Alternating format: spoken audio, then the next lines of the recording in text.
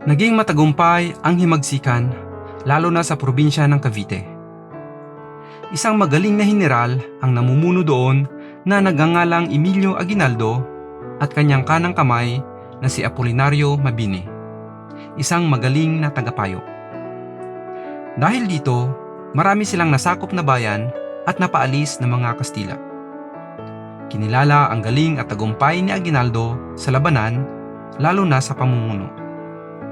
Ngunit nagkaroon ng problema sa pamumuno sa Cavite. May dalawang grupo ang umaangkin nito, ang Magdalo na pinamumunuan ng kapatid ni Aguinaldo at Magdiwang na pinamumunuan naman ng tiyuhin ni Bonifacio.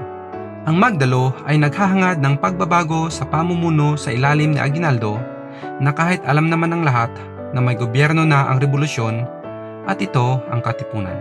Kwinestyon ng Magdalo ang kapangyarihan ng katipunan kahit alam naman nila na may konstitusyon naman ito at kasali sila sa pagtatatag nito. Ang Magdiwang ay ipinagdiinan ang kapangyarihan at pagiging leader ni Bonifacio dahil siya ang supremo ng katipunan. Sa paghahangad na malutas ang problema sa Cavite ay pumunta doon si Bonifacio kasama ang mga kapatid. Dahil siya ang leader ng katipunan ay inaasahan na irerespeto ang kanyang desisyon.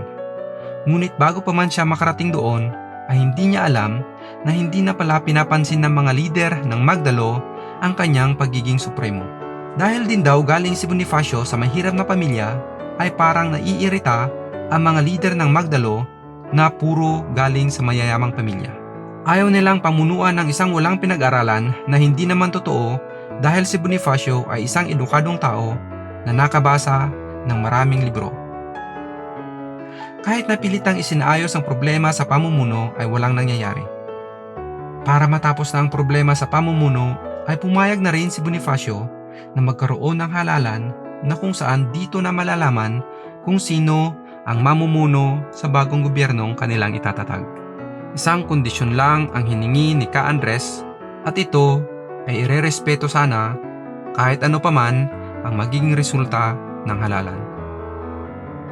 Natalo si Ka Andres bilang presidente at siya ay nahalal lamang sa posisyon na direktor ng interior.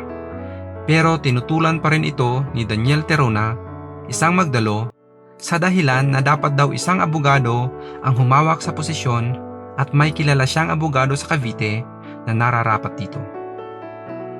Nasaktan si Bonifacio sa mga salita ni Terona at ipinagdiinan na humingi ng tawad ito sa kanya dahil napagkaisahan na irerespeto ng lahat ang magiging resulta ng eleksyon. Ngunit sa halip na humingi ng tawad ay umalis lang si Terona. Dahil sa nangyari, ginamit ni Bonifacio ang kanyang kapangyarihan bilang supremo ng katipunan. Sinabi niyang walang bisa ang halalan. Ngunit ng sumunod na araw ay nanumpa si Aguinaldo at idiniklarang presidente ng gobyerno. Ipinarating ni Bonifacio ang kanyang hinaing na ang nangyaring halalan ay puno ng anomalya at dayaan. Napilitan si Bonifacio na umuiwas sa Cavite at buhayin ang katipunan. Sa galaw na ito ni Bonifacio ay nagkaroon ng pagkakataon ng grupo ni Aguinaldo na paratangan si Bonifacio ng pagtataksil sa bayan.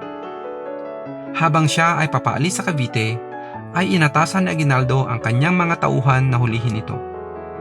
Sa pamumuno ni Agapito Bunzon at Jose Ignacio Paua, ay pumunta sila sa kampo ni Bonifacio at sila ay malugod nitong tinanggap sa pag-aakalang sila ay makikipag-usap lamang. Hindi niya alam na sila ay nandoon para arestuhin siya. Nang sumunod na araw ay inatake ni Bunzon at Paua sina Bonifacio. Ipinag-utos ni Bonifacio na itigil ang barilan, ngunit patuloy pa rin sa pag-atake at pagpaputok ang grupo ni Bunzon at Paua. Nagkaroon ng isang paglilitis. Binintangan si Bonifacio ng pagtataksil at pagpaplano na patayin si Aguinaldo.